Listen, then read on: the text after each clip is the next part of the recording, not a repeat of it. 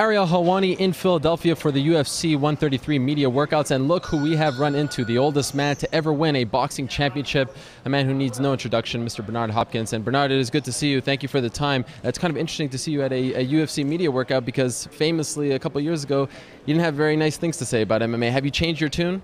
Yes, I'm kissing ass now. I'm outnumbered here, and these guys are very looking seriously.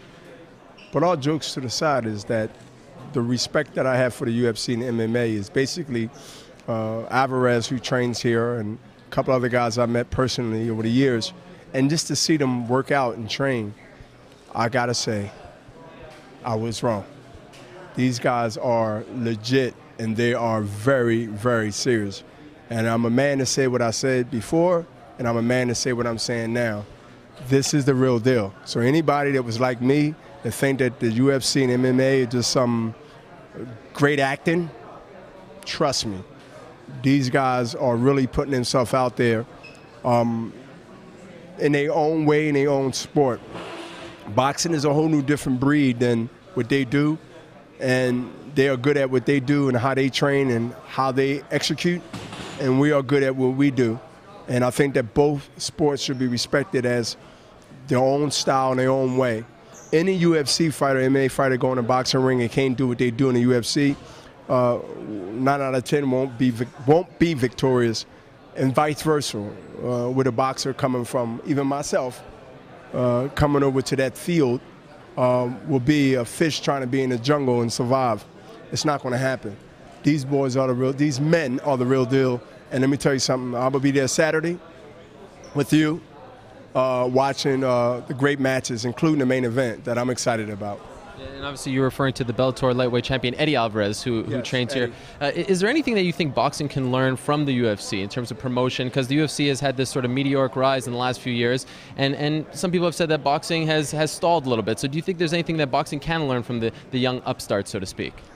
Make Floyd Mayweather and Pacquiao fight. Make the matches that people are interested into.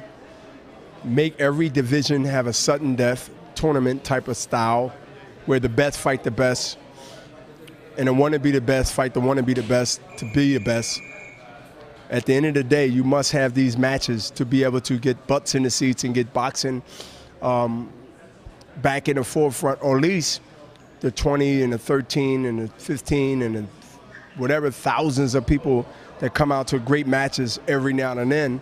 You want that all the time, and you can get that all the time, whether there's a recession or non-recession. When people see good matches, when they see good fights, they will come from any planet to see it. And that's why I'll be there Saturday to watch this UFC fight, an MMA fight, my very first one, and believe it or not. It's not easy to get me out off the couch, you know, at 46 years old, unless I'm fighting myself. Right. But I will be there to support not only Philadelphia, but I'll be there to support the guys that work hard in my gym, Joe Hand's gym in Philadelphia, to support them and let them know that I'm a fan. And it's going to be standing room only down there. And they probably, if I'm lucky enough, which I think, I'll get my name announced, and I'll be able to let people know I'm there. So that's cool. Just curious, if UFC President Dana White offered you an MMA fight, a super fight against another MMA champion, boxing versus MMA in the octagon though, MMA rules, would you ever entertain that? Yes, as a fan. Well, no, as a fighter. No, I mean, no, I'm not my insurance won't cover it. And I'm out of my element. And I know my element. And my element is to do what I've been doing since I was 9 years old. And to try to, no matter how many trinkets I got in the game, it's a different world when you're in the MMA and the UFC world. These guys have more than one weapon. Yes, I have more than one weapon, but all my weapons is on my 2 feet that I have to operate from that office. But when you have to operate from the ground up, it's a different ball game. It's a different ball game. So I respect that. And if you don't respect that, then you're a fool. And I'm not a fool.